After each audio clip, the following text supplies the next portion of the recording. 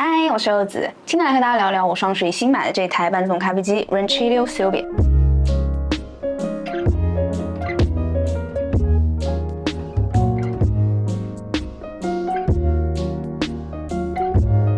那从拿到手呢，我已经使用了1个半月了，期间也拍了不少视频啊。那评论区有人问我说，这台机器值不值得入手？所以今天我就想跟大家来深入的聊一聊，我觉得它到底好在哪儿，不好又在哪儿。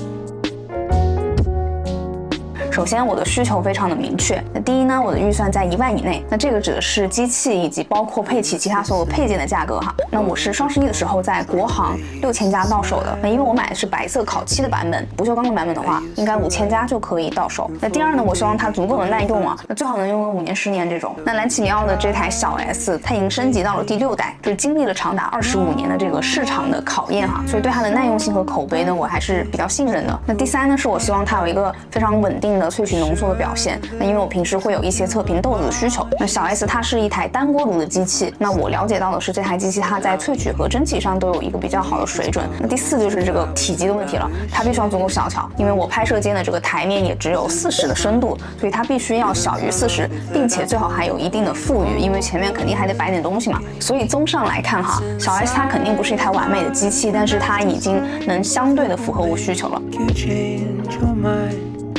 那我拿到这台机器的第一印象呢，就是做工真的相当的扎实。就你别看它机身这么小哈，它真的是足足有14公斤重。它基本上所有的用料都是金属的，除了这些黑色的，比如说按键、logo、旋钮、水箱和水箱盖，还有这些隔热的部分是塑料的以外，其他地方都是金属的，包括这个滴水盘，它也是不锈钢的材质。那我们打开顶盖，可以看到黄铜的锅炉和管道，以及这个布线也非常的工整哈。那同时它也配备的是黄铜的冲煮头，然后用的是电磁阀，所以这一整套下来的话呢，会给你提供一个比较稳定的萃取压力，以及一个比较好的导热性。其实这台机器它只保留了最基础的几个功能，你看面板就一目了然：电源键、萃取键、热水键和蒸汽预热键。然后这儿呢是放蒸汽和放热水的旋钮，它这个蒸汽棒的方向也是可以转很多地方的，这一点我还挺喜欢的。而且再一个是因为它机身够重，所以你扣手柄啊什么的都是很轻松的，不需要去特意的扶着机器。那原厂寄过来的是一个双嘴的手柄，这个手柄真的相当重，然后手柄的握持感特别棒。但是原厂只配了8克和16克的粉丸，那我们通常在外面说的这个双份浓缩都是用18克粉丸来做的，所以为此我又单独去配了一个18克的粉丸。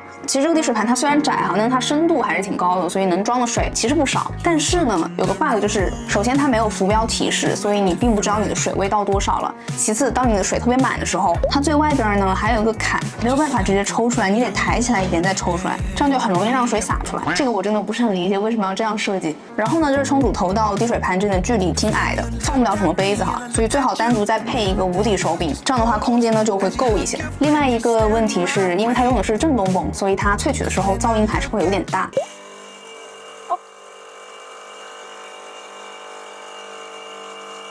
以及它没有装 PID 的温控，所以它的温度还是会有一个上下的波动哈。只能说我希望下一代的小 S 身上哈能把这个 PID 给装上。那机器配备了2升的可拆卸水箱，但是这个水箱有个 bug 就是不太好取出来，那它也没有水位的预警，所以平时使用前呢一定要检查一下水箱里是否还有水哈，否则的话锅炉里抽不到水，然后加热的话很容易把管道给烧坏。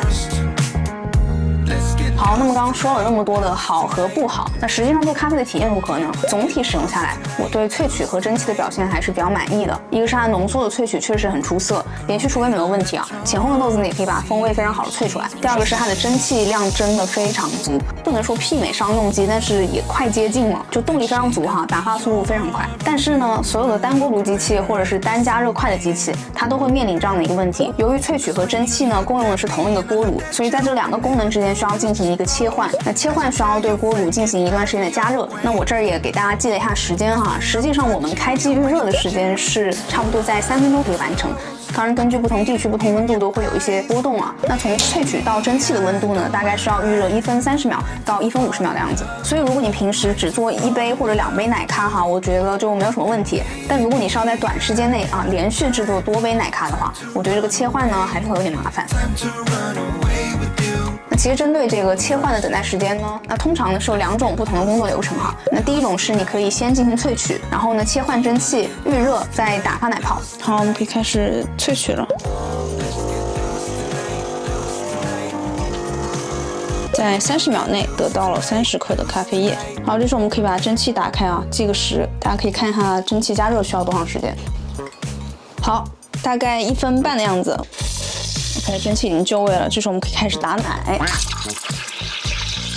等待蒸汽预热加上打奶的时间大概需要2分钟可以完成，相当于你的浓缩是需要等待2分钟的。那这个等待的时间，你的油脂肯定是会消散一些，拉花出来的液面可能就没有那么好看了。那第2种流程是说，你先打好奶泡，再进行萃取。我现在在加热这个蒸汽的部分哈，牛奶我已经准备好了。这种情况下，我也会提前把需要的咖啡粉准备好。这是我这个月在试的一个豆子，也会给大家去分享我的感受。好，那么现在蒸汽预热完毕了，我们放一下冷凝水。